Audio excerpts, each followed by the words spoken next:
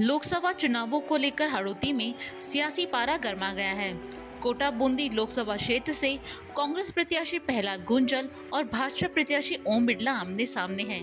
दोनों के बीच मुकाबला कड़ा है। भाजपा से कांग्रेस में आए प्रहलाद गुंजल की ओर से 30 मार्च को कोटा में शक्ति प्रदर्शन किया गया था। इसके बाद आज भाजपा प्रत्याशी ओम बिड़ला ने कोटा में अपनी ताकत दिखाई। यहाँ ओम बिड़ला ने आज अपना नामांकन दाखिल किया। नामांकन सभा में मुख्यमंत्री भजनलाल शर्मा, भाजपा प्रदेश अध्यक्ष CP Joshi, deputy CM Premchand Bairwa, cabinet मंत्री किरोड़ीलाल मीणा, मदन दिलावर, मंत्री हीरालाल नागर सहित कई भाजपा के नेता शामिल हुए।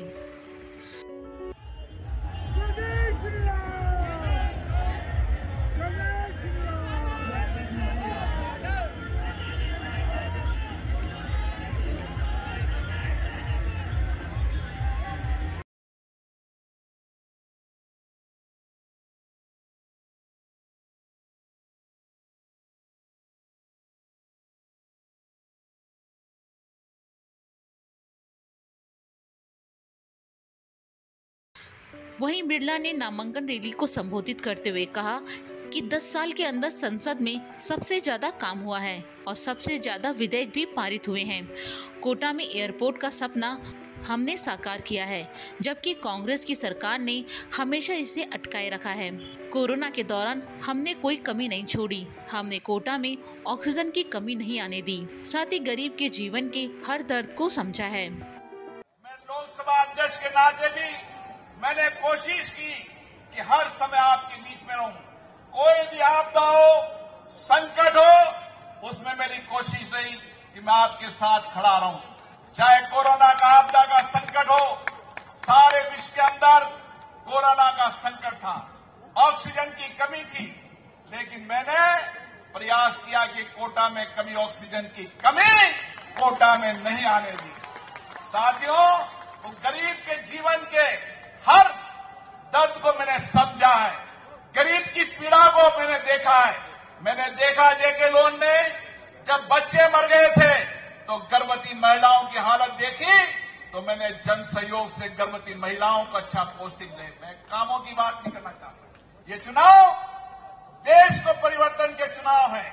ये चुनाव मोदी जी के नेतृत्व में देश को आगे बढ़ाने के चुनाव है और इसीलिए मैं फिर आपकी से आशीर्वाद मांगने आऊं। मैं आपका बेटा हूं, आपका भाई हूं। इसी धरती से मैंने राजनीतिक जीवन शुरू किया है और मैं कभी इस धरती के प्यार आशीर्वाद को कभी नहीं भूल सकता।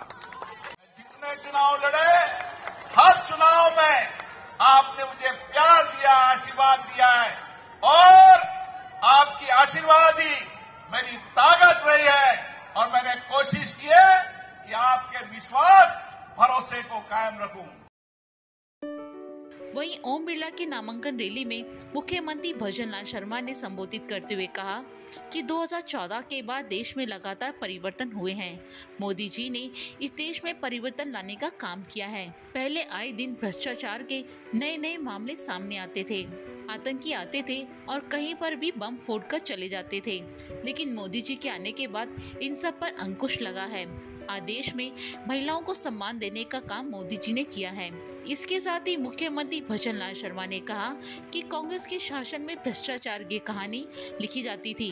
देश आतंकवाद से परेशान था और तुष्टीकरण के नाम पर वोट लिए जाते थे। पीएम मोदी ने 10 साल ऐसा शासन किया है कि अन्य नेताओं, राजनीतिक पार्टियों को भी मिजाज बदलने के लिए मजबूर होना पड़ा है। 2014 के बाद देश का मिजाज बदलने का काम देश के यशस्वी प्रधानमंत्री नरेंद्र मोदी जी ने किया। उन्होंने ऐसे राजनेताओं को भी और राजनीतिक पार्टियों को भी बदलने के लिए मजबूर कर दिया है कि ये झूठ अब चलने वाला नहीं है। इस कांग्रेस ने 7 दशक तक गरीबी के नाम पर वोट मांगा था। गरीबी के नाम पर इन्होंने गरीबों को ठगने का काम किया था। इन्होंने आखंड में कांग्रेस भ्रष्टाचार से डूबी हुई थी। अगर इस देश में कोई भ्रष्टाचार की जननी है तो वो कांग्रेस पार्टी है। इन्होंने हर जगह भ्रष्टाचार किया है।